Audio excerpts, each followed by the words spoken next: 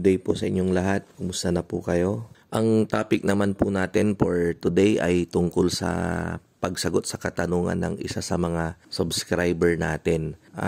Bali sila po ay namroblema dahil hindi raw nila mapaakyat yung production nila ng itlog. Nagtanong-tanong po tayo kung ano yung mga practice nila na ginagawa sa farm. So isa dyan, tinanong ko muna kung ilan yung alaga nilang manok na paitlugin. So ang sabi nila ay nasa 130 heads daw po yung kanilang layers. At tinanong ko naman kung ilan yung umiitlog daily. 60 eggs daw po yung kanilang na-harvest. Yan, so talagang mababa nga po yun. Bagamat yung kanilang manok ay nasa magwa 1 year pa lang daw sa kanila. So napakababa po nung ganong production. 130 heads, ang iniitlog lang ay 60 heads. Tinanong ko yung mga iba pang mga practice nila, 3 beses daw silang magpakain sa isang araw. Tinanong niya rin kung ilang beses akong nagpapakain sa isang araw. Sabi ko 2 beses lang. So sabi niya, kami nga 3 beses. So tinanong ko naman sila kung gaano karami yung kanilang pakain sa isang araw. So ang sagot nila, 3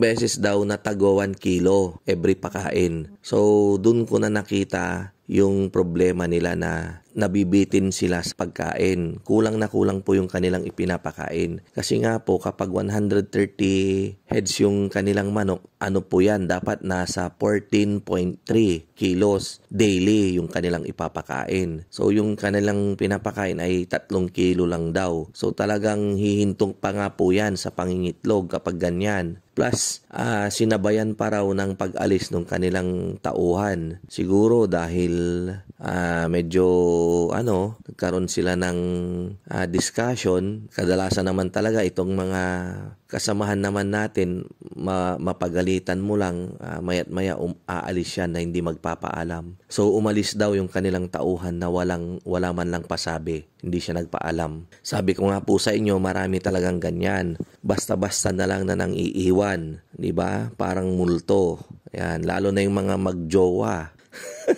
Yan. So magugulat ka na lang. Te-text mo, hindi na nagre-reply. Diba, tatawagan mo, hindi nasasagutin yung tawag mo. Ang masasabi ko po, basta pakainin po natin ng tama yung ating mga alaga. Kapag decalb po yan, 110 grams daily. So, kinompute ko po, 110 grams for every 100 heads, 11 kilos po. So, kung 130 heads, sa 100 grams na lang po, 13 kilos. Plus yung 0.10 grams, 1.3 kilos. 13 plus 1.3 kilos, 14.3 kilos. Yun, ganun po yung mabilisang pagkwenta ko. Kapag 192 heads yung alaga nyo, sa 100 grams, 19.2 kilos. Plus 1.920 kilos, 21.2. Ayan, so mga 21 kilos daily yung ipapakain nyo dyan sa 192 heads ninyo kapag kalakasan nilang nangingitlog. Ayan, at kapag wala pa namang nababawas. Ngayon, kapag nababawasan, may napipilay, may pumuputok yung puwet, kalaunan, di ba, magbabawas din tayo ng kanilang feeds. At minsan din, makikita rin natin dun sa mga manok natin kung nangingitlog ba sila, kung nauubos ba nila yung kanilang feeds dun sa feeders na nilalagyan natin ng feeds. Ngayon, kung sakaling ginawa na natin lahat yung mga remedies, tamang pakain, tamang painom, tamang vitamins with antibiotics, at ganun pa rin, experiment po natin. I-try nyo po silang purgahin.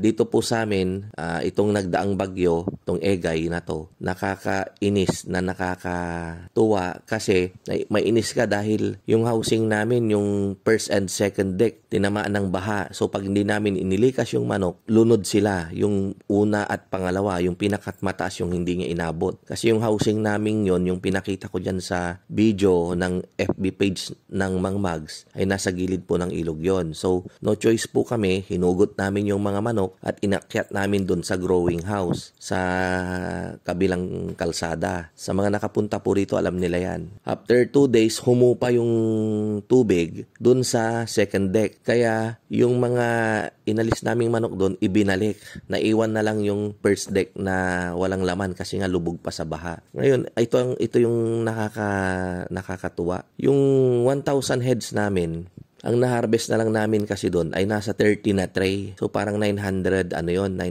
pieces ng itlog. So kung 1,000 yon kasi may mga namatay-matay na rin. So parang 90% lumalabas. Maganda pa rin dahil medyo may edad na rin yung mga manok na yon. Pero nagtaka si Michael, yung pinsan ko, nag-32 pa. Tumaas yung kanilang itlog. So, hindi ko po alam kung ano yung dahilan. Dahil nga ba sa siguro lumamig, gumanda yung panahon, tumakaw sila. Kasi sabi ko, i-open niya sila ng pagkain para yung stress nila, dala nung malakas na hangin, malakas na ulan, ay kanilang mabawi. Plus, double dose yung vitamins. Tapos, nag-antibiotics din kami. Yun, so, nag-32. Although nauna lang po ako sa experience ko sa manok. Pero I'm sure, lalong-lalo na yung may mga alaga na dyan at very observant sila sa kanilang mga alaga. May mga makikita po kayo dyan mamaya, may mga madidiscover kayo na maaring hindi ko pa alam at pwede nyo ring i-share sa ikagaganda ng ating negosyo, hanap buhay. Ayan. So, at least na-share ko sa inyo, pag-isipan natin, sabay-sabay nating kung parang puzzle, kung ano nga ba yung nangyari dun sa mga manok kong yon. Ayan, sa mga susunod na araw, i-update ko po kayo kapag sila ay naibalik na dun sa kanilang cages.